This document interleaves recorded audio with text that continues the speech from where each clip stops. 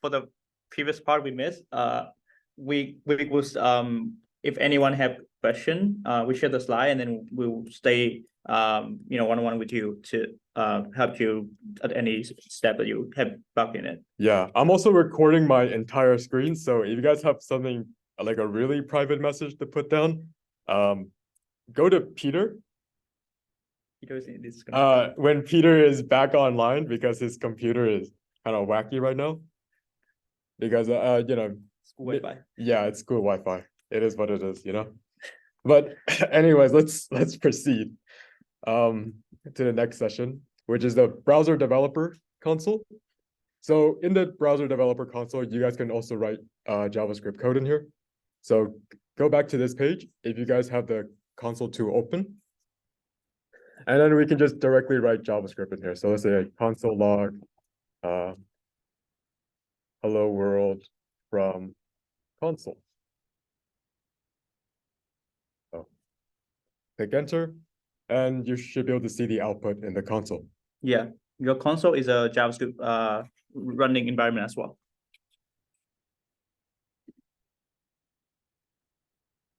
And oops, that's not good. Okay. The third way is through something called Node.js. And Node.js is used to execute JavaScript code in on the server side. And it's mainly used in industry for server-side web development.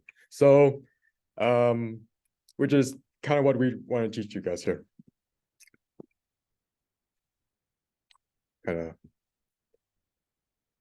All right, so moving on to JavaScript fundamentals. These are just some basic things of JavaScript, like variables and data types, operators, and how to write functions and arrays in here. And for this particular session, we won't be using Node.js. We're going to be using this online JavaScript interpreter. It says compiler for some reason, but it's yeah.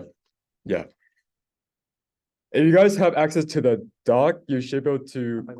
You're back online. Okay. Okay, hold on. Give me a moment. Peter, Win, invite.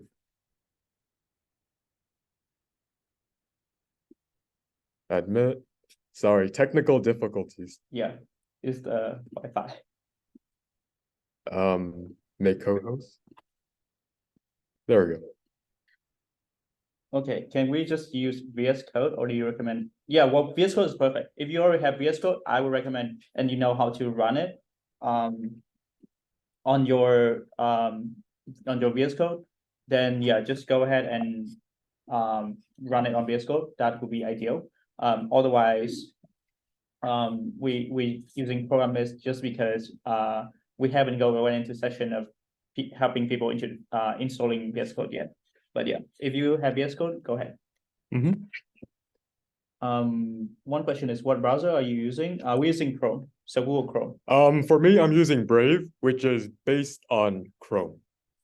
Yeah, but they should share the same configuration. Yeah, so we are using Safari, Brave, Google Chrome, Firefox, or I think even Microsoft Edge. They have a developer console tool. And you can just right-click and then click on inspect, and then that will open up the console tool for you.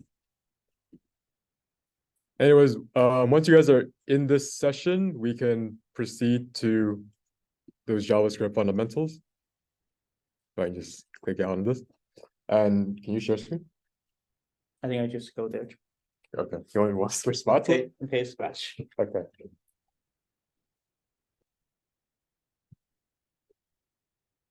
All right, everyone. Okay, so if everyone have the programmers tab open up, give me a thumbs up with the JavaScript on.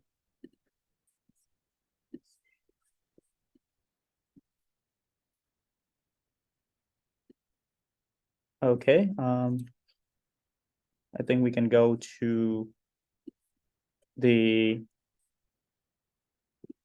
programmer session here.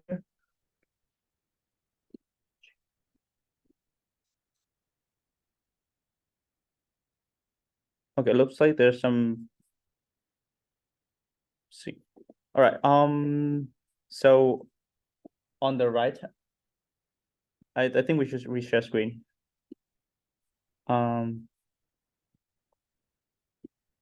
Share the entire screen again.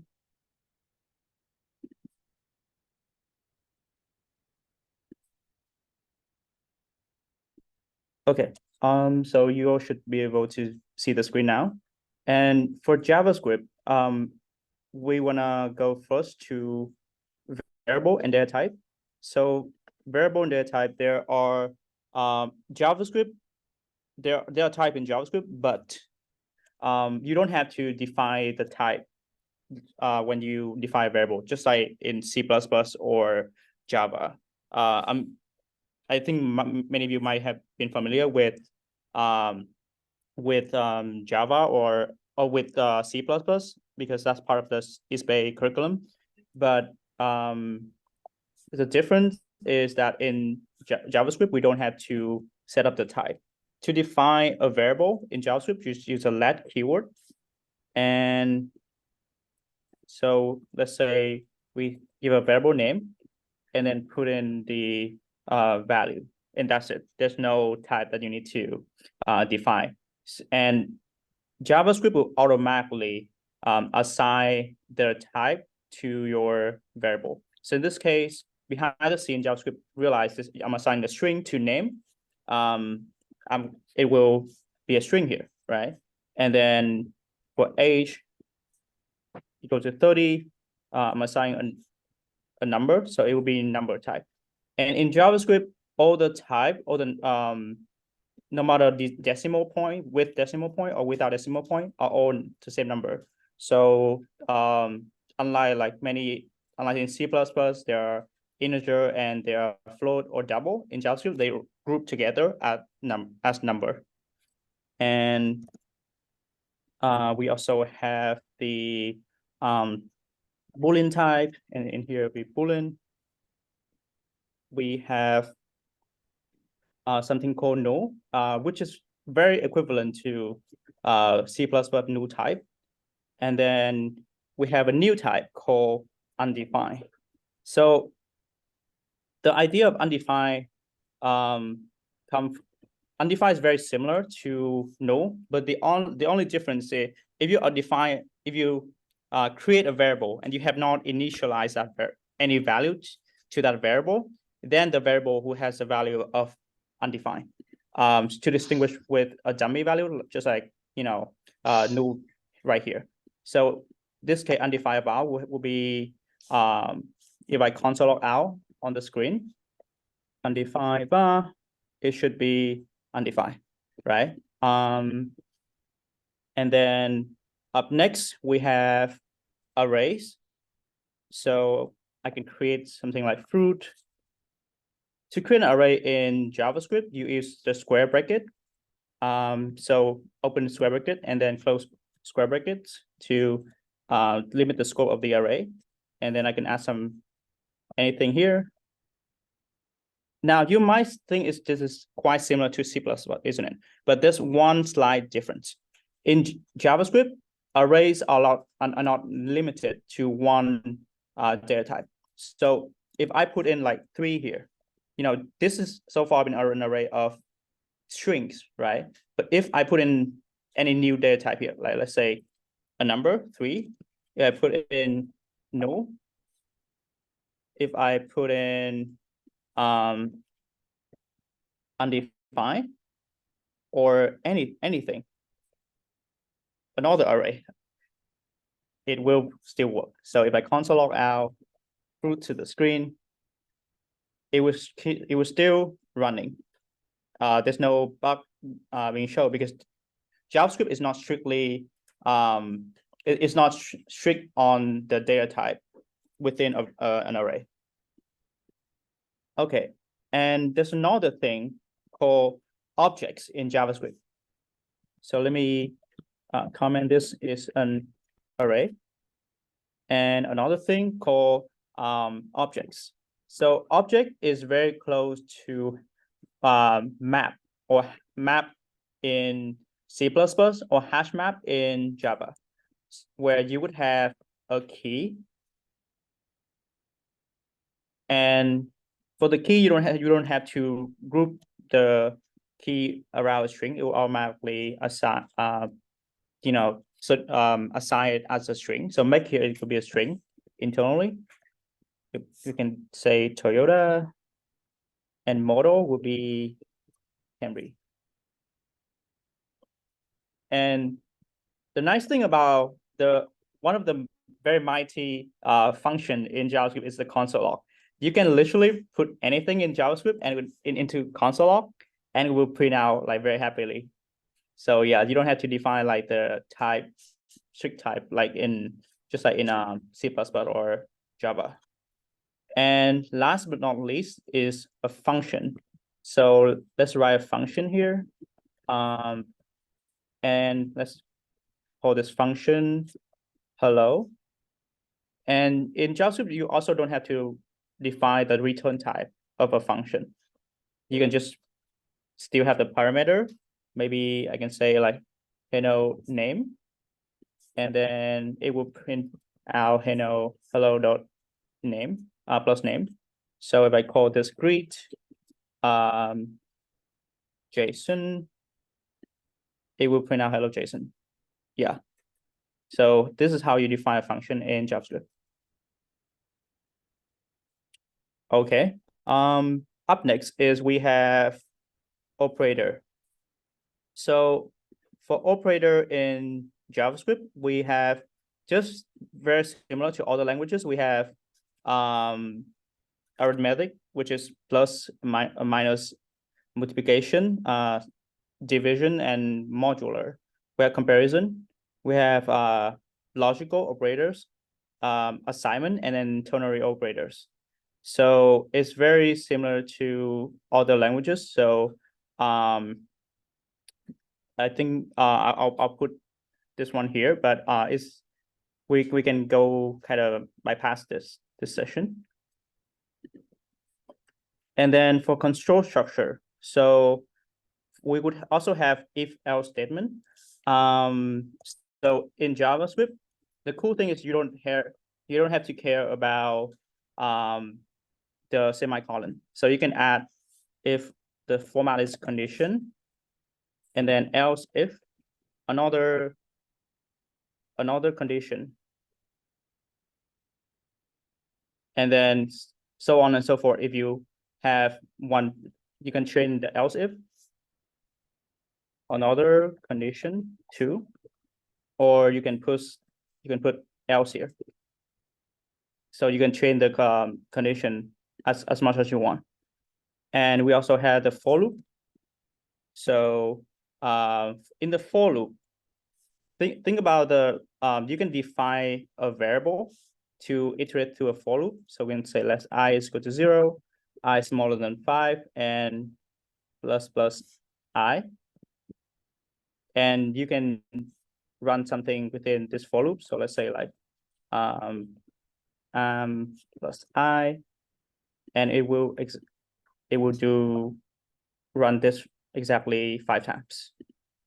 And you also have the switch, which you will have a variable where you identify the value. Within that, you have the case, a string, and then you can put in console log, Monday, case, Tuesday. And before you end a switch statement, remember to put in break after. And you can do console log is Tuesday, break. And last but not least, when you're done with your case, you can put default. So and after the default, you don't have to put a break statement. So you can do console.log is other day than Monday and Tuesday.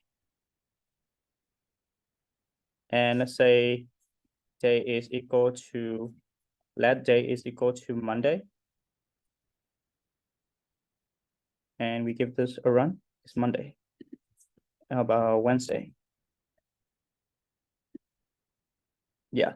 So very similar to C++ at this session.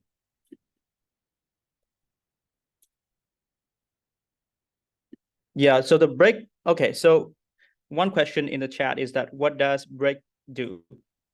Yeah, so basically, in each of these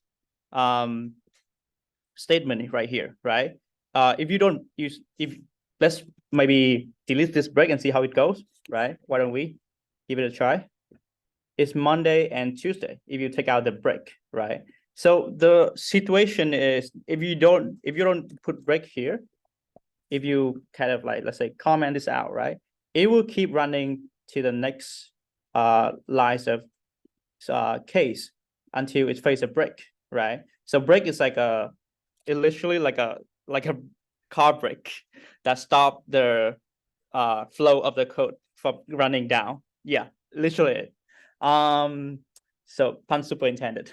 So when is that would be helpful, you know? Like let's say you have let's say Monday and you wanna, instead of printing out it's Tuesday, you want to group these two statements together. It's Monday or Tuesday, right?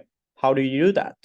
Well, you just take this out and you group the Monday and Tuesday case together and you break. So Monday, it will still work. Tuesday, it should print out the same thing. And any other day, it will go down to the default. It's other than Monday and Tuesday. Yeah. So that is the use case of that technique of using break properly, or when you don't want to use the break, then you just group them together. Another thing is function. Okay, so function is probably the most mighty thing in JavaScript. So function is very similar to all the languages. Let's say you create an add function, A and B. And just as I've been mentioning, there's no like strict typing in JavaScript. So when you define a parameter for a function, you don't have to like, put in the type, right? Like in C++, you probably put in like string or like in here, right?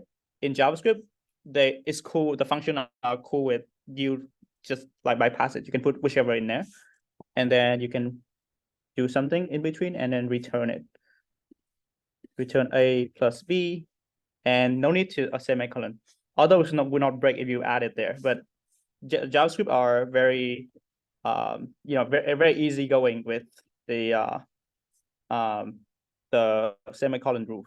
So if I add 2 and 3 here, it should be oh, because I missed a comma, it should be 5. Yeah.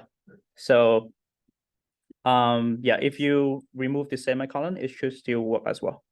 So it's optional.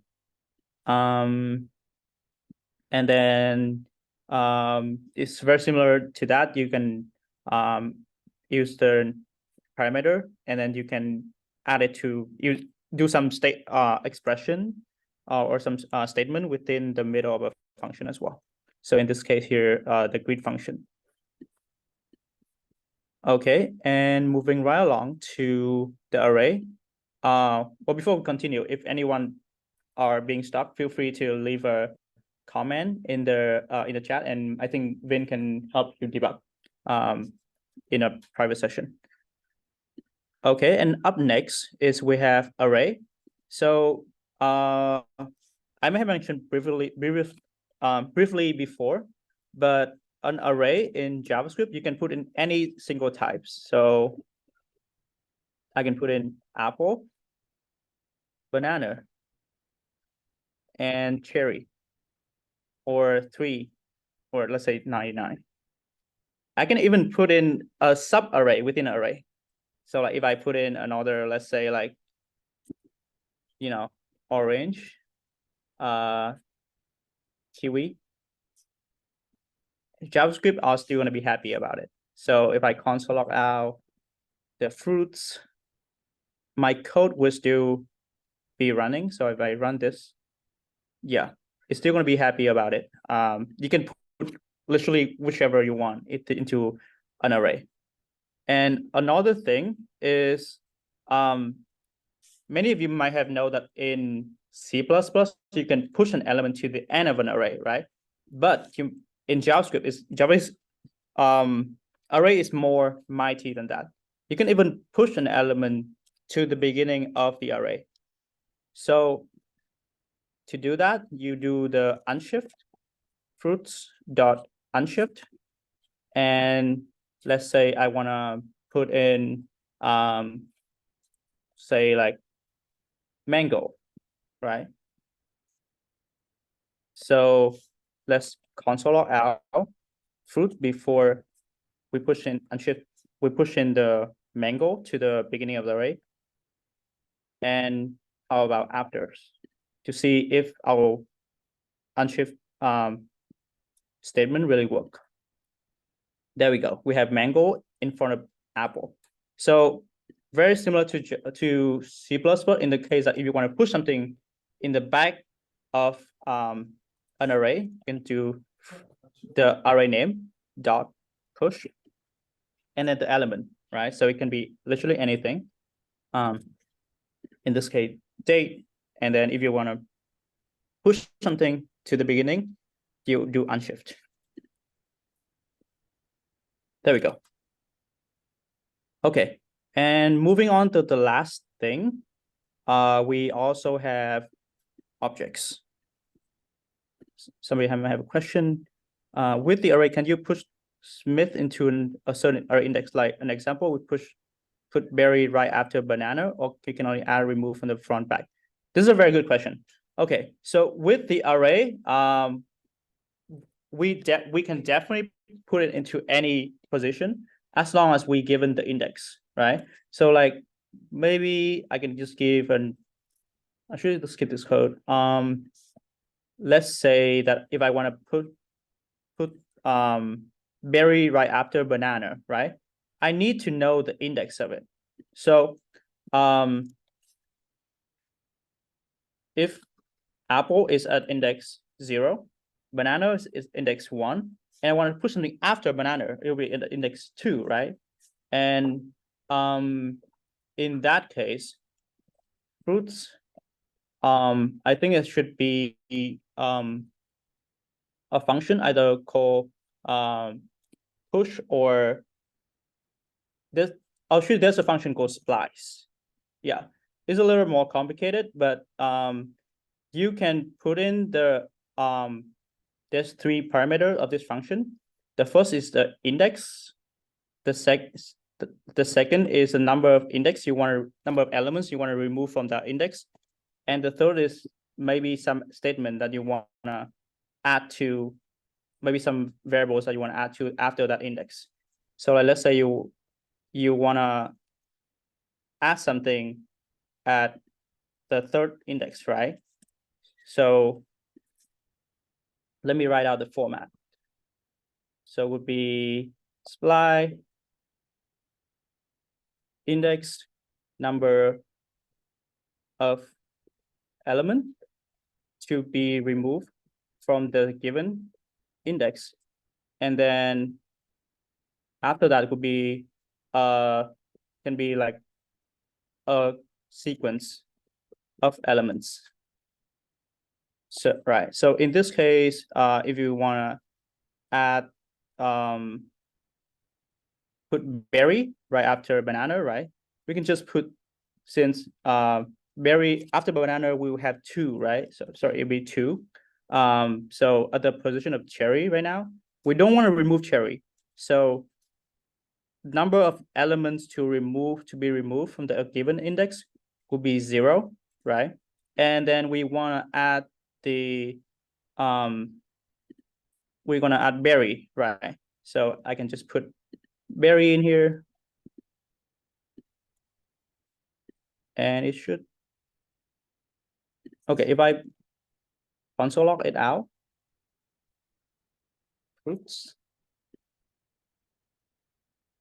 there we go. So we have berry at the index 2, right now.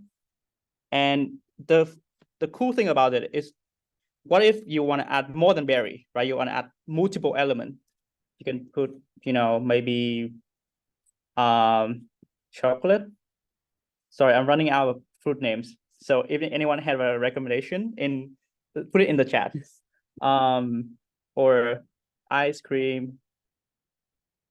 And if I hit run, they will all be added there after banana, right? So you can change your list of you can stack your list of elements you want to add at a given index. Yeah, and the second should always be the second parameter should always be 0, since you don't want to remove any element. If you want to remove an element, you can put the number of elements that you want to remove here. So yeah, that's the way you do it in JavaScript if you want to add something at a given index. Okay, let me know if that's clear. Sply is an interesting but more higher level function, but that's a very good question. Okay, all right, so moving on. I'm just gonna leave this code here in case you still need to look up, but moving on, we will have objects, right? So an object is very similar to hash map in Java or map in C++. So you define it with the same keyword, let, and then you have some key, and you have value. The age will be 30, the student can be true. And of course, if you console log out this should be person, the person, it should output the entire object.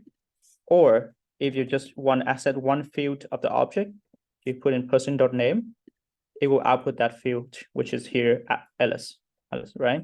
And so another thing is to edit a value of a field within an object in JavaScript. We can also just put in the object the field name, which is in this case the key, right? Let's say that this person growing older and I want to change her age to, let's say, 32. I put age and I change it to 32.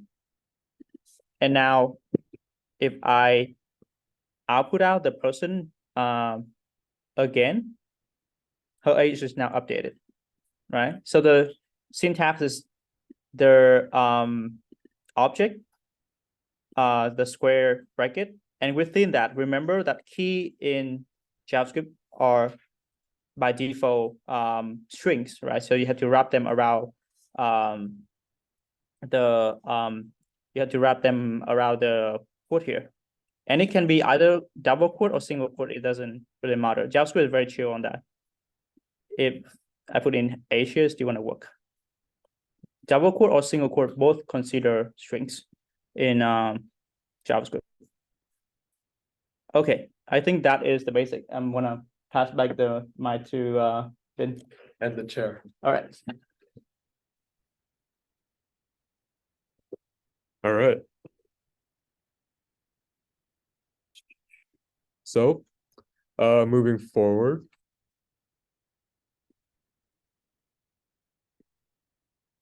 All right.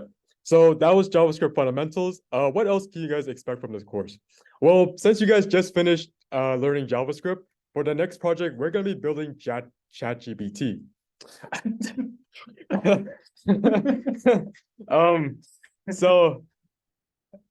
Or at least a simplified version of ChatGPT, where we're going to be using the OpenAI API key.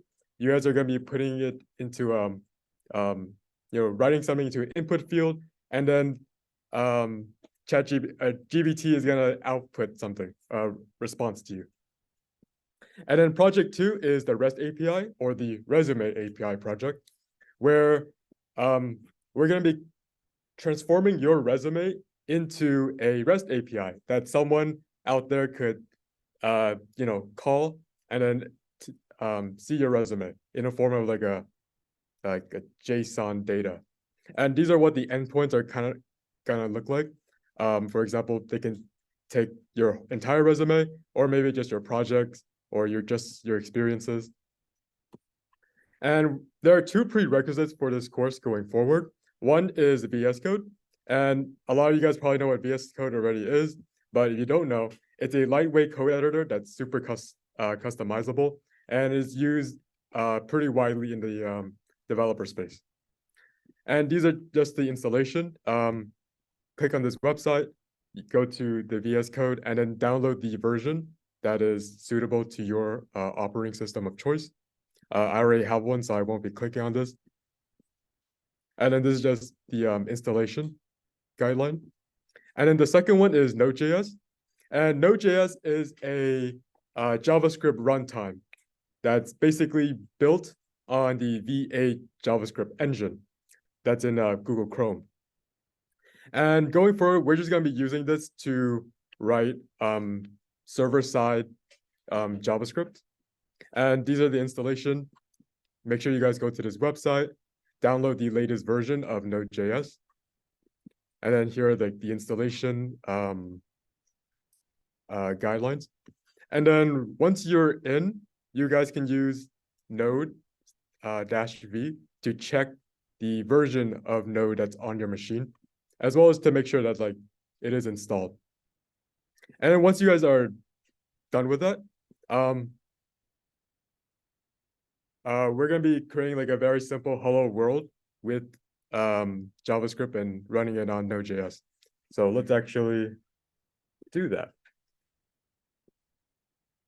So I'm just going to open up my terminal again. Is it already in here? Oh, it is. Okay, let me just delete that real quick. And then make a new file.